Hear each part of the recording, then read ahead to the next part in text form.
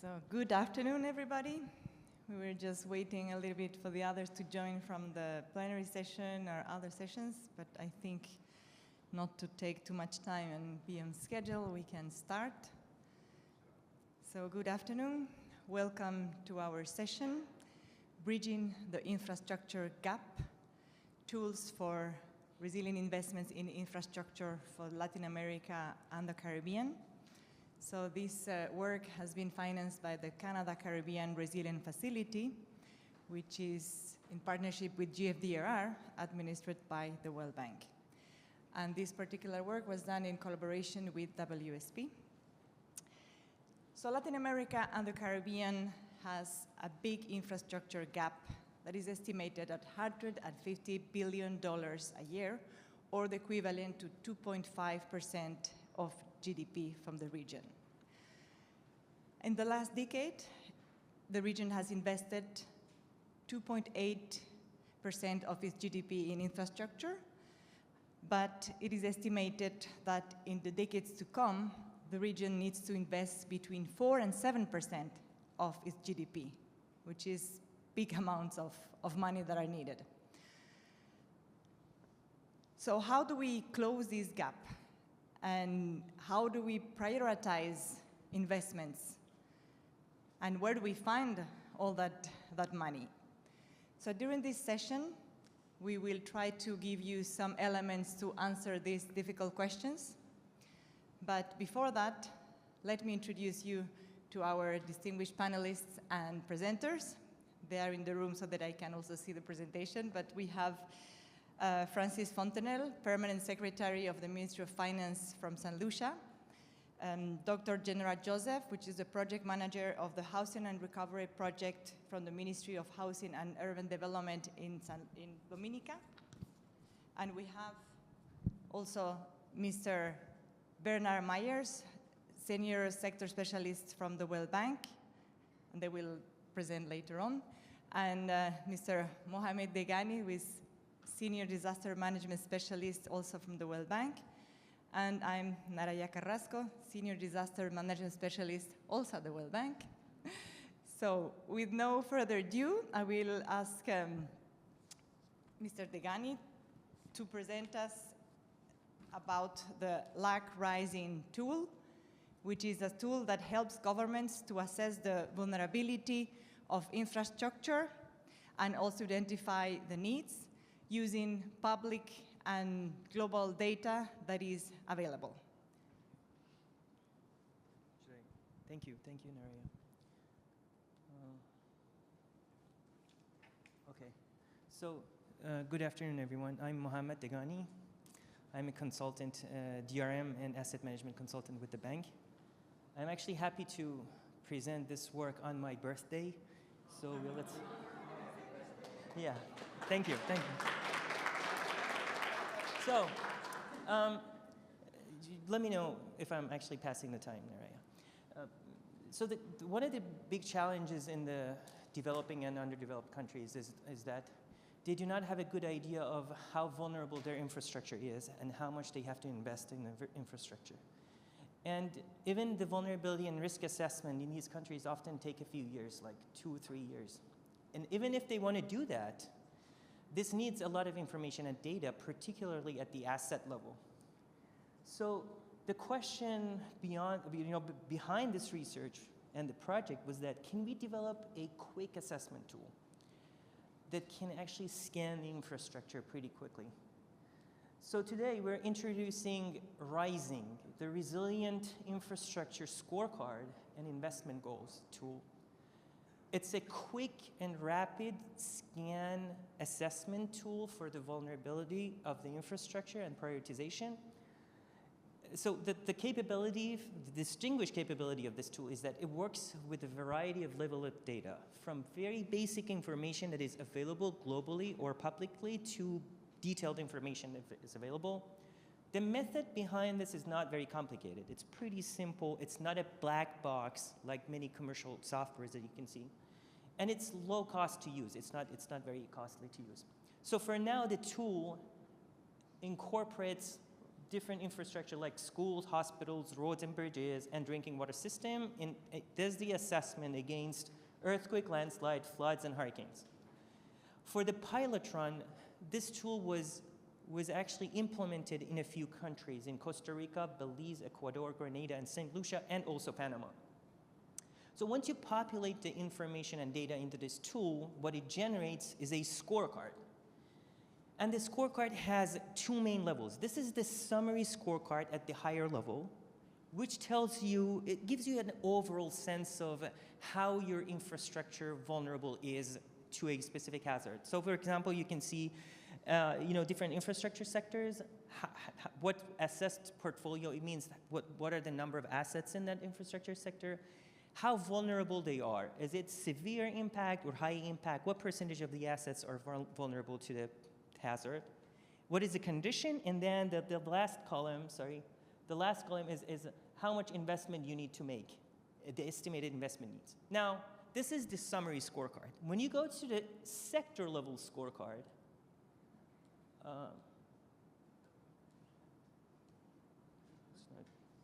okay. When you go to the, okay, it's because of this, no worries. It's okay. When you go to the sector level scorecard, you can actually see the assessment against multiple hazards for that specific scorecard. This was designed, this scorecard is the results for Panama. The numbers are illustrative, but this is typically how it's generated for the other infrastructure systems and countries. So you can see for Panama bridges, what you can see is that how the bridges are vulnerable to landslide, coastal flooding, rivering, and hurricane. The percentage of assets that are vulnerable and the level of vulnerability. So for example, you can see 18% of the bridges will have severe impact if they're exposed to landslides. So this is the sector level analysis. And then you have a little bit more information about the infrastructure assessment at the sector level. This is the investment prioritization. It means that it gives you the investments based on the criticality of the assets. What are the most important ones? What is the priority 1 group? What is the priority 2 group? What is the priority 3 group? So how much, if you have a bucket of money, you have to first invest in the most critical assets. That's priority 1. How much investment you want to make in that? So it gives you that assessment. That is the need. You have to, for example, invest a few $1,000 million in that few critical infrastructure that you have. Now, this is also another detailed information for the infrastructure sector. It gives you the investment needs per different administrative level. Means in each district, how much information, how much money you need to invest for bridges in different sectors. If I want to close this part, we talked about, this tool is a vulnerability assessment tool, investment prioritization tool at the portfolio level. Again, I emphasize on the fact that this is portfolio level and it works with publicly available data as well as the detailed data. So that's the good thing about this. It's also the applications beyond that would be narrowing the scope of the program. So if you have a big portfolio of projects and you want to prioritize them, with this quick scan tool, you will know which ones to touch and leave the other ones for now. The other application would be to grade the infrastructure. I don't know how many of you have seen the American Society of Civil Engineers scorecard for the US.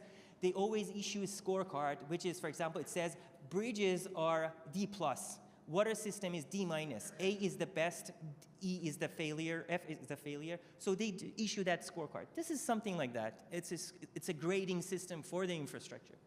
And then one of the things that is pretty interesting about this tool is that it will help you for the contingency liability assessment. If you're actually doing an insurance, or if you're from the financial departments, you want to know, what is the liability? What is the contingency liability? What happens if these infrastructure fail? How much you have to invest in that? What is the risk? So that's important for the financial and risk insurance perspective. So with that, I want to actually close my remarks, and then I hand it over to you, Nara. Thank you so much. Thank you. Thank you so much, Mohammed.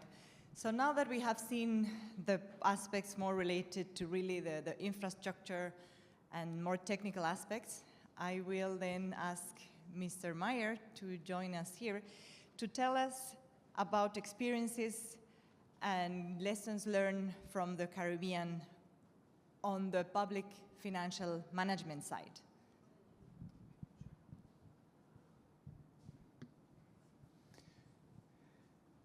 So good afternoon. I'm Bernard Myers. I work as a public sector management specialist at the World Bank. And what I want to just share, over the course of these last few days, we've talked about resilience of infrastructure assets. What I want to make a plug for is that one of the ways we do that is also by increasing the resilience of institutions.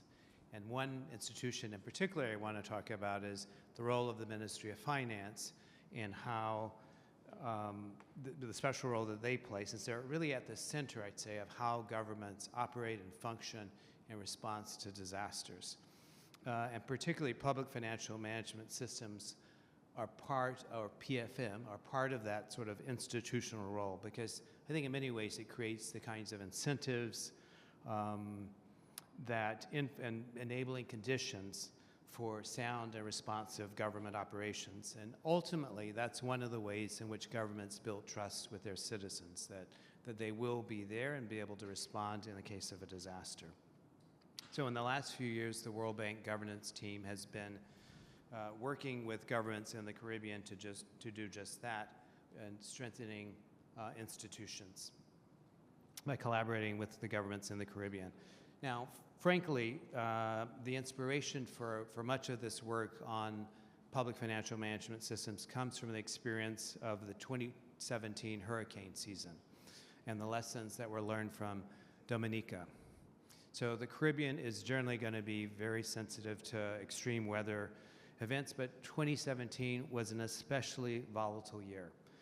Dominica, for example, was hit by two Category 5 hurricanes, and almost back-to-back. And that destroyed or heavily damaged about 90% of the buildings, with estimates of damage totaling over 200% of GDP. So a staggering amount for any country. There were some lessons that came out of that. One is that there tended to be a lack of necessarily of a strong disaster risk financing strategy that made so lack of a contingency fund or insurance program, some of the tools that could have helped, at least with some of the initial financing. Secondly, government struggled to find the right balance between speed of spending and maintaining some of the procedures and protocols that would be in place during normal operating times. On the positive side, the government had benefited from having procurement contracts in place ahead of time with some established vendors and prearranged prices, so they could avoid exorbitant prices after the hurricane struck. And then, but on the other side, procurement processes had not necessarily anticipated ahead of time maybe all the needs of different groups, of whether that's women, the elderly, children, and how those needs might vary. And then finally, that it would have been helped by having perhaps a public asset management database to better quickly account for what was destroyed and where insurance was needed. So several countries in the region, including Antigua and Barbuda, Dominica, St. Lucia, Grenada, have taken advantage of some of these opportunities to strengthen public finance management in a few different ways. In some cases, it's been to implement new regulations to allow them to really expedite procurement so that they can procure goods very quickly. In other cases, it's to establish resilience funds or contingency funds so that funding is available immediately, or changing budget regulations so that they can expedite spending very quickly. And then in other cases, to just develop monitoring systems to better monitor and measure climate change-related expenditures in the budget. Now, this is not relevant not just for the Caribbean, but really for countries across the globe. And so for that reason, we developed a diagnostic or sort of an assessment framework so that countries could assess how disaster resilient and responsive their own PFM systems are and where there might be opportunities to do strengthening. And to do that, we looked at sort of 5 kind of core functions of a public financial management system and some sort of 3 cross-cutting areas. And we published that in an assessment framework and a guide that asks questions. They're sort of yes or no or partial questions. Say, do you have regulations to allow this? Or does your system do this? Yes, no, or partial. And so these cross-cutting pillars include the institutional arrangements, making sure that the emergency management agency has procedures to coordinate with the Ministry of Finance, for example, IT resilience to make sure that your IT systems and record keeping is going to be protected and preserved, and the other cross-cutting area would be in terms of social inclusion, taking into account the needs of all groups and particularly who might be the most vulnerable.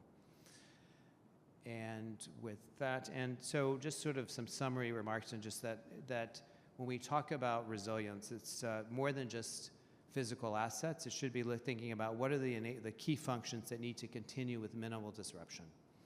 And keeping in mind that the policies and procedures that make for really good PFM systems during normal times might be counterproductive when it comes to disaster response and recovery in terms of, and that even though central finance agencies, ministries of finance, are sometimes overlooked when we think about emergency response, we think about the emergency management agencies, but really they should have a seat at the table and are really central to disaster risk management. And then finally, to be take into account the needs of all groups and what those most vulnerable parts of the population might be when you're thinking about disaster response.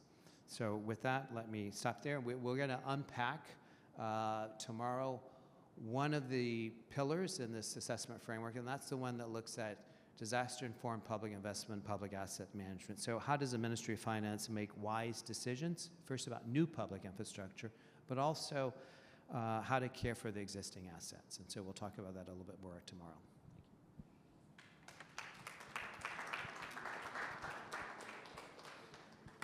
Thank you very much, Bernard. So now we are going to have a discussion with our distinguished panelists. So I will ask if you can sit in front here, Dr. Joseph and Mr. Fontenelle, and if Bernard and Mohamed, you can also join the conversation. And we want this to be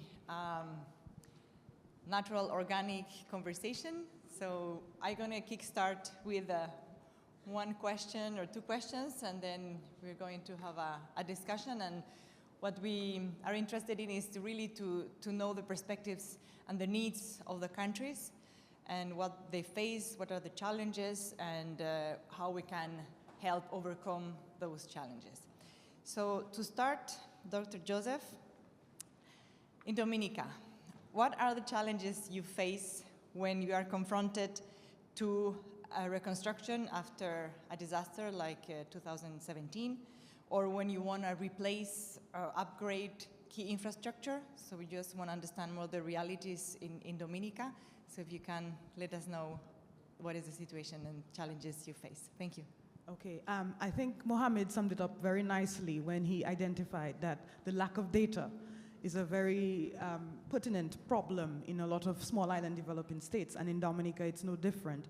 So we do have a lack of comprehensive inventories of our various assets, and that causes us to have difficulty in prioritizing investment, which is meant to maintain and rehabilitate those assets so that we can ensure that we are developing in a resilient way and also improve our disaster risk management. Also, it is in Dominica, we do struggle sometimes when we are able, for certain types of assets, to identify the size of the population that is dependent on this particular asset, how the asset plays a role in various sectors, the economy and so on. And if that asset were to be compromised or lost, what would be the economic implications? What would be the implications for functionality and movement and so on? We also have some difficulties in looking at, so apart from the vulnerable conditions and the criticality of assets, we also have difficulties in the dependency chain. So identifying which types of assets, if there is a damage to a particular type of asset, what will be the knock-on effects on other various assets. So this is something that is also difficult to qualify in the Dominican context. And whilst from our experience of Hurricane Maria in 2017, what we've developed is a very, I would say, a good understanding of how our hazards perform under hurricane wind conditions. But we have to look at it from a multi-hazard exposure context. And so whilst we may have a good understanding of how certain types of assets may perform or how vulnerable they are to a subsequent hurricane event, we may not necessarily have the same understanding for other types of hazards, such as earthquakes, floods, and so on. And of course, I think this is something that is across the board for small island developing states. We are faced with human resource and institutional capacity constraints, so it is extremely difficult to get the human resource required to go out and characterize the vulnerability of assets at a granular level or even a global level. So these are some of the challenges that we face in Dominica, and these have been laid very bare by the experience of Hurricane Maria. Thank you so much. So there is really a need of better understanding the risks that pose the different assets in the Caribbean, and then how we assess that and how we communicate those risks. So if I may ask from St. Lucia, Mr. Fontenelle, so from the Ministry of Finance, from your side and perspective, what are the challenges you face when you're confronted to exactly that, trying to finance infrastructure, either new infrastructure or maintenance or upgrading the new infrastructure? What are your challenges and your needs? Well, I think the most obvious one is affordability. Most of St. Lucia, we have persistent, what we call deficits. So can we afford that particular investment? Because at the end of the day, we have to respond to what we call, do you have fiscal space? And we have to say that we are financially prudent, we are fiscally prudent. So in the midst of all those constraints, we still have to respond to the building of the bridge, the building of the school. Also, determining the age and the integrity of the structures. And I think the previous presentation would have hinted to that. In terms of data to tell us, okay, we have a stock of infrastructure, we have a stock of bridges. How old are those bridges? You know, what is the structural integrity of those bridges? And should we put money aside over time so that when the time comes to repair them, that money is there? And we also have another issue, which is determining the extent to which we should build. And an example I personally experienced is the Ministry of Infrastructure came and they said they wanted to build a bridge. And the bridge, I'm just using a hypothetical figure of say over $100 million. That's the cost of the bridge. And we say, why is it so expensive? They said, we want a bridge that would withstand a Category 5 hurricane. And we said, a Category 5 hurricane? But we don't really get Category 5 hurricanes. What will a Category 3 hurricane bridge cost? And they said, okay, it might cost us $75 million. So, but we said, okay, the last time we had a Category 5 hurricane was 50 years ago. So why should, for us on average, we should build for a Category 3 hurricane? But they said, no, the longer it takes for you to experience a Category 5 is the closer one is around the corner. So determining the extent to which you can build, which you should build, is an issue for us. How much we should put in that investment. Should we build? Because right now what we're saying is that what they call low probability, high impact events. And these are the issues that we have in the Ministry of Finance in terms of making that determination. Yeah, thank you. So it's really difficult to make decisions in that context because you have this restricted fiscal space. At the same time, you want to build a resilient country, but that costs us more funds. So at the end, your issue is how to prioritize those investments having a limited amount available. So it's like how we can use best these investments for the higher return, the higher impact in terms of gaining. So I was wondering, the discussions of the presentations we had here previously, would they be something, this rising tool or the aspects that Bernard was talking about how making the financing more resilient, how would that help the Ministry of Finance? Or what is the needs, I mean, from, if you would be in one only country and Dr. Joseph is working more on the infrastructure technical side, what information could she bring to you, to the Ministry of Finance, to be able to make that decision, like say, okay, either the bridge to sustain a category 5 or 3, how much it costs, which one will be more beneficial, so that's very complicated decisions that you need to make. So I'm just wondering if this type of tools could help the Ministry of Finance and also the Ministry of Housing or Public Works from the infrastructure side. So I just want to have like impressions that you had. So it's very insightful, and it's also very correct, especially in the small island developing state context. We do have, in terms of the financial bandwidth, that is always limited, and so we really have to prioritize what projects we do undertake. But I would say that from the Dominican experience of Hurricane Maria, what we have learned is that it is, despite our constrained fiscal space, we really have to make these decisions in which we factor in the risk associated with not ensuring that our infrastructure is designed for future events. So before Maria, we had, the conversation was, do we really need a 100-year return period structure or 100-year return period bridge and so on? But what we saw, the devastation of Hurricane Maria, and when we're talking about a loss of 224% of our GDP, it becomes very important for us to protect ourselves from future events of that magnitude, because the cost of recovery is significantly more than the cost of investing upfront in the type of resilient structures that we need to mitigate that disaster risk. So on our end, what we've been having to do is to respond. For the year, something happens, the ministry says, okay, this bridge has been washed away, and we have to respond. We don't have a scientific approach or a structured approach towards dealing with our assets. I'll be frank about it. We're always just on the reactive. We're always reacting to the situations. One can argue that, we don't have enough money to be proactive, and so we always have to be reactive. But I suppose we have to find the medium, we have to find the mechanism, because for us, I think, and recently we've been doing this, is to get a stock of all our assets, how old they are.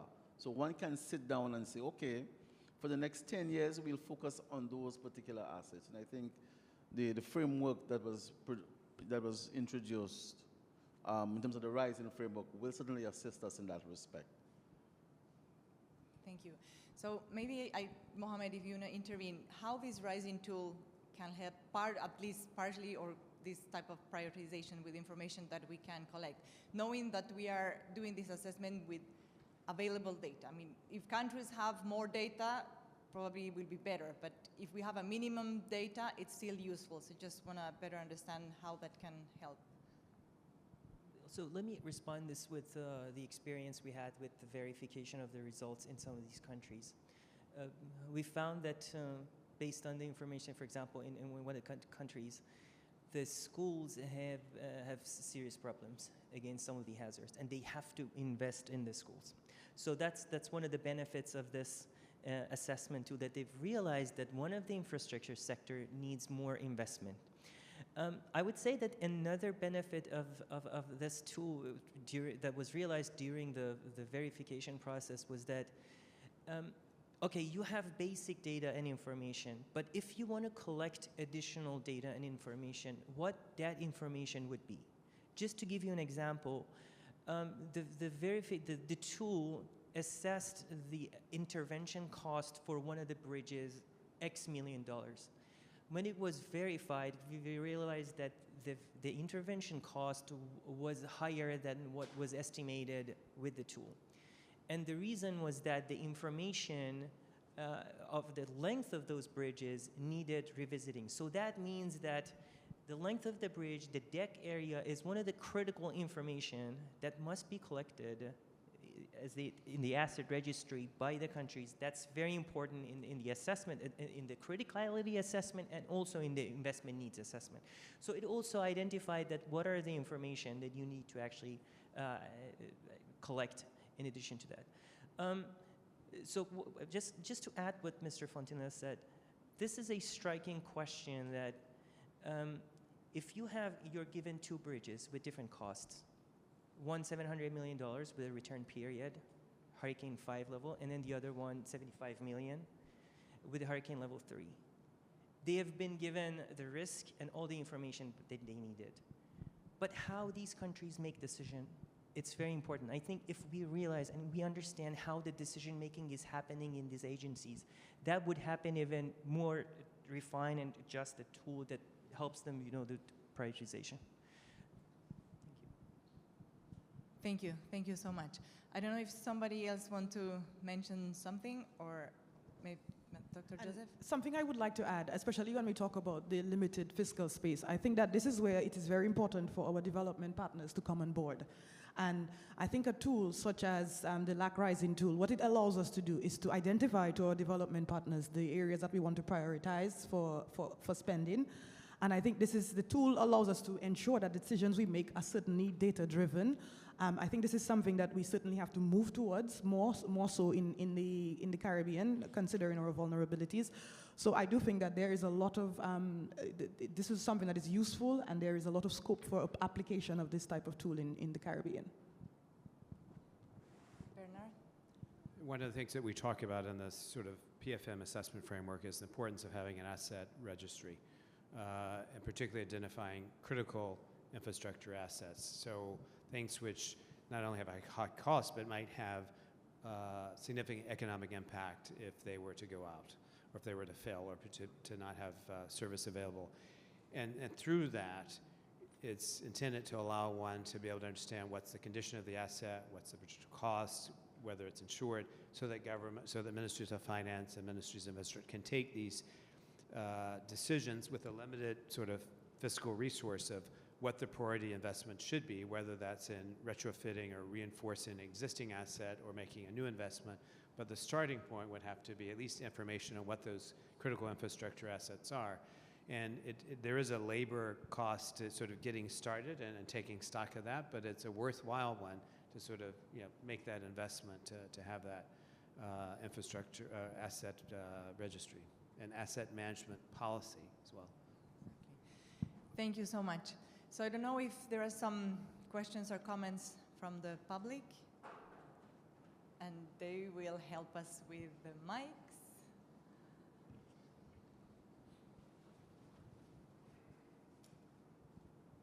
Hi. Hi. Yes. Hi, I'm Marta Pertierra. I'm from INES Engineers, and I have been working actually in Dominica in 2017, and now again doing a resilient road asset management system.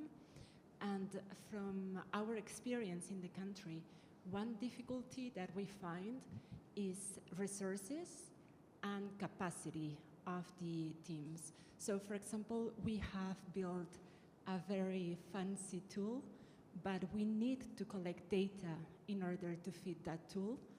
The first data collection was done by our own teams, but that needs recurrent inspections in order to assess the condition in the coming years.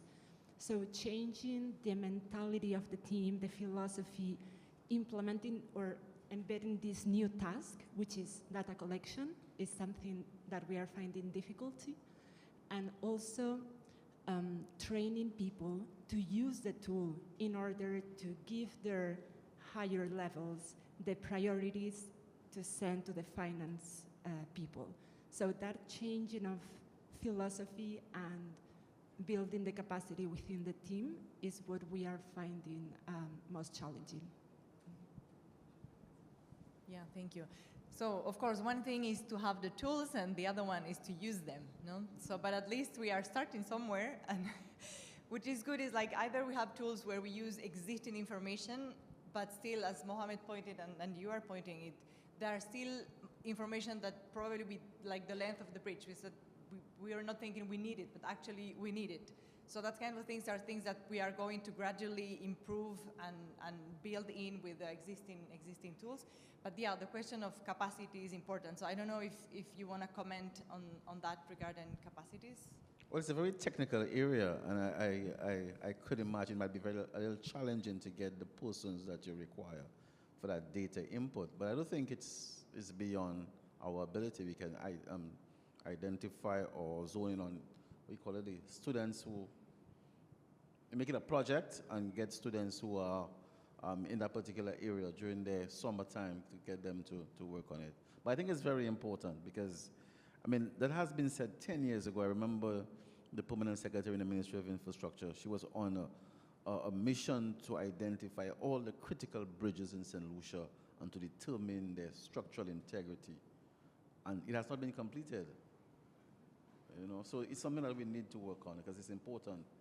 And like you said, those that are pretty much those bridges that if they go down today, it will cause a ripple effect, a knock-on effect. We need to know where they are and what is needed for them to be kept structurally sound. No, so the criticality of the assets is important because to know which one of the bridges will fail and then the whole system collapses because they are very important bridges connecting the city to the other, or that kind of thing. So when we do these risk assessments, it's not just it's not as one bridge that we are looking at, but it has to be like the network and how all this is connected and which one will be the breaking point that will make the whole system collapse. I see you have a question there.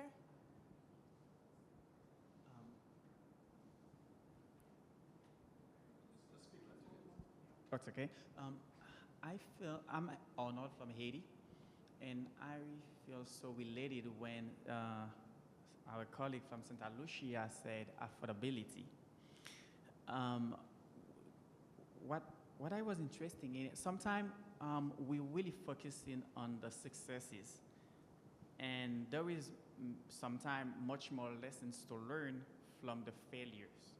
So my question for you guys is, if you have to deal with a disaster in the future, God forbid, we are not hoping for that, but if it's ever happened, what key actions you will always try to keep yourself away from, because it might seem to be important, but if you ever take that action, the negative externalities after the catastrophe will be too much to bear. So what I really want to know, what a few actions or key actions that whatever the disaster you might have to deal with, you will always try to keep yourself away. I hope I'm okay. I think one of the very critical lessons we learned post-Maria is the importance of maintenance of our infrastructure systems. A lot of failures that we experienced post the disaster could have been averted, at least the scale of the failure could have been averted if we had robust maintenance practices in place. So we had situations where, say for instance, a culvert that was cleared of debris would have been able to at least convey water during the storm, but unfortunately it was unable to do so, and so that compromised the whole section of road. So we have learned that certainly not prioritizing maintenance, not programming maintenance effectively, that has a substantial cost in a disaster event. In that things that you can avert with a certain amount of spending upfront, you end up spending a lot more to rebuild entire networks of roads simply because you did not do basic maintenance. On that same point, our experience in St. Lucia is that the government has certain buildings and the government rent from certain people. The buildings that the government owns, it ran down much faster than the buildings that we rent from persons. Because you see, and we find out, we tend, for whatever reason, we do not put a maintenance budget aside for our buildings. So maybe the model has to change. Perhaps bridges should be private sector, and we pay a toll, and the private sector now, you know, that is their bridge, they will undertake to maintain it. But our experience has shown that we tend to focus less on maintenance because of the same issue of affordability. When you come to a budget, okay, this is the budget, $1 million. And then you say, okay, no, we need to bring it down to 900,000. What goes first? Take out the maintenance, take out this, take out this. So perhaps the model has to change. So I would make a plug-in for looking at budget process and budget rules to try to incentivize, at least not to neglect sometimes the maintenance of existing assets. Obviously, there's always going to be a fixed pie. There are going to be difficult decisions. but as part of a broader asset management program and policy, to be integrating those decisions in that, okay, maybe there's a little bit less for new investment because you actually have to fund some of the maintenance of existing. Even though we always know new assets are politically more popular because it's always nicer to do that, and maintenance is less politically visible, but again, you can use incentives to do that. Another thing I mentioned, we've talked about mostly public assets, but sometimes the governments are also paying for, unfortunately, have implicit liabilities to help reconstruct maybe private assets, homes, and things like that that are destroyed. And although this is not a Caribbean example, you know, in Turkey, when they had the earthquake there that destroyed a lot of homes, there were building codes that were designed to sort of withstand earthquakes, but they just weren't enforced. And so there was a lot of shoddy construction because there just hadn't been a commitment to reinforcing the application of those building codes. So. Thank you. Yes, please, another question there. Okay, Roxanne here, Stevenson and the Grenadines. As I listen to the discussion, I think it's always easy to get funding to construct new infrastructure, but the maintenance is always a challenge. And to me, the time may have come where the governments may have to promote volunteerism when it comes to maintenance. They can set aside some funds to provide the input. You want to do the painting, they may want to buy the material, but may encourage person to volunteer to do the work itself. Because to me, because we are so limited in resources, and when it comes to prioritizing, you want to put your best effort into maybe new infrastructure. It could be a very political tool to cut ribbons. That is what the governments love to do, cut ribbons. And then, because it's a public asset, and there's not much ownership at the community level, people may not put enough effort into maintenance, into take care of the buildings. And the government do not have that resources and time to go back and to redo what they have done. Maybe they have spent a lot of millions of dollars from the World Bank, and they don't want to go and borrow another set of money again to go and rehabilitate that. So leave it there. And they're going to construct new facilities. So to me, the government will have to spend more time encouraging persons to own these buildings and to volunteer themselves into maintaining these so that, you know, you can always have a good upkeep of the infrastructures. Thank you very much. Is there one? Yes, please. Good afternoon. I'm Chai from the Cambodia. I'm from the Ministry of Rural Development. This topic is quite interesting for me because we are doing this. We got the fund from the World Bank, 170 million, to construct the road, which is damaged by flood. So apart from that, we're also doing the assessment, which is the first presenter presents. I would like to request how and where I can access, because we don't want to build the thing from scratch, because we also need to do the assessment as well, because we have quite similar problem with the other country, like in terms of finance, we don't have enough money. There's a lot of road we need to build, and there's a lot of maintenance need to be taken care. So we need a tool to prioritize, and we need a tool to present to MF that this is what really the need from our ministry as the implementer. So maybe later I would join the session, hoping that we have more things to learn. Thank you. Yes, of course. So we are kind of getting to the end of the time we have, but a few takeaways is that this type of tools to really understand what is the status of the infrastructure, which ones are the most vulnerable, and then be able to compare between different sectors, because at the end, all sectors have needs, and there is this competition, which one is more important, building bridges or schools or health, and for especially small island states, it's even more complicated because of the fiscal constraints that they have, but also in bigger countries, there is the same issues, how to really prioritize the investments that are more needed. So these type of tools are really, we hope that they can help the governments in these tasks. So for now, we have been piloting this in these 6 countries that were mentioned at the beginning, but the idea is really to have this tool more robust and then expand it and make it usable for anybody that needs to do this. And from the other side, we're also connecting this to all the public financing management that is needed, because it's not just the technicalities, but it's how we finance this. So the two are to work together, and we need to find ways to make them work better, more efficiently together to make these decisions. So tomorrow we are having a session where we are going to do a deep dive into how these tools work. So join us tomorrow at 2 o'clock.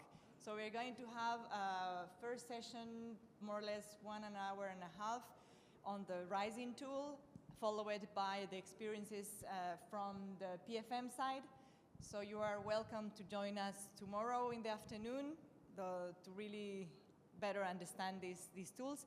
And of course, if you're interested in the application of this tool in your countries, please contact us, and we'll see from the bank side how we can help you. So if you don't have any more comments or questions, I wish you a lovely afternoon, and thank you for coming.